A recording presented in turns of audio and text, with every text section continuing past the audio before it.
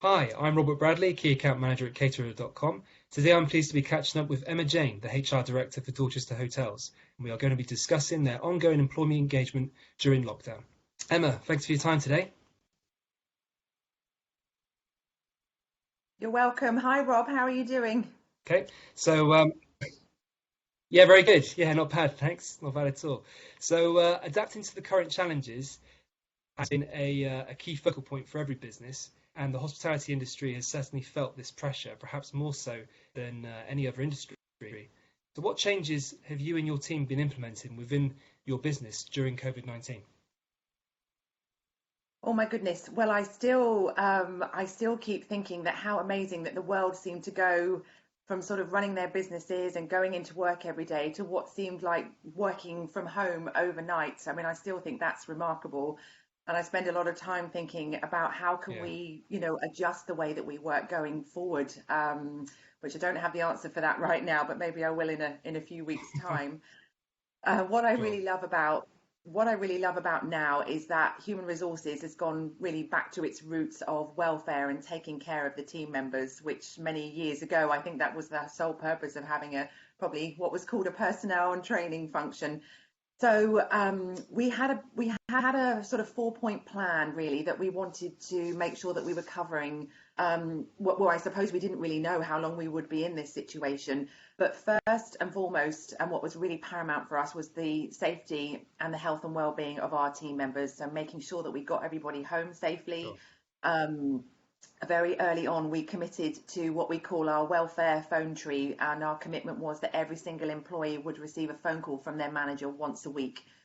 And that is still going on, and it Oh, really okay, helps great. us sort of see how everybody's feeling, what they're doing at home, how their mental health has been affected as well. So that's been really critical to us.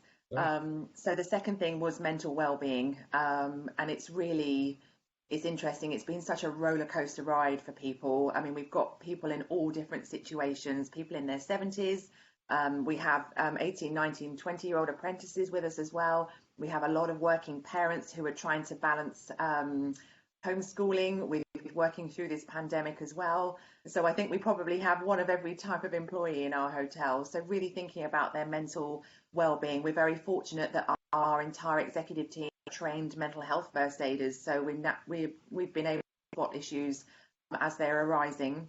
Uh, Next Great. week, I'm sure everybody knows it's Mental Health Awareness Week, which we're really excited about. And we have 50 managers being trained on managing mental health remotely, because it's tricky when you don't have a person in front of you. I know we're going to talk about mental health in a little bit as well, but we continue our training in that area too.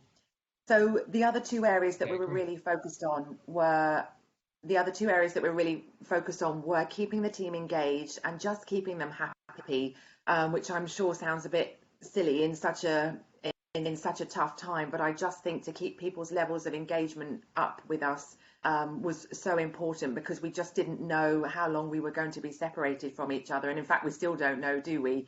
So we have, I suppose, essentially what Yeah, we've done is really quadrupled our internal communications.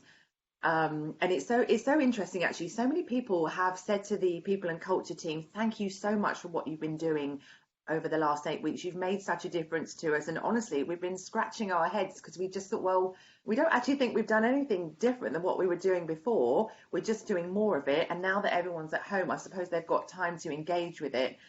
So, mm, we found actually that video messaging has been our most popular, how do you say, sort of form of communication. So our yeah, general manager Robert Whitfield posts a weekly video message from his home to all of our team members, and on our internal communication channel, some of them write back to him. You know, he talks a little bit about his own life, but also what's going on in the hotel, and our potential return to work plans as well. And we've done things like we've asked the employees to send the executive team any question that they would like to have answered by them. And we ended up with these 11 great questions that we've all recorded ourselves and posted the videos back to the team members. And they were anything from, what would be your desert island meal, to what fictional character would you like to be? So that was oh, really really? great. Yeah.